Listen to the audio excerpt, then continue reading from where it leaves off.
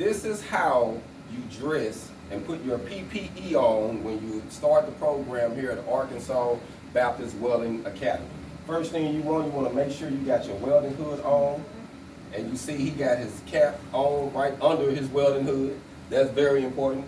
Under his cap, you see he got his earplugs on. Very important. If the environment gets loud, you see he got his welding coat on, so you can have a coat or a jacket or a shirt as long as this FR. Nice pair of jeans. You want to make sure you got something on that's not flammable, that's going to burn you up. Notice he got a pair of boots on. You can pick from steel toe or deposit. It's all different. Just want to make sure you're safe.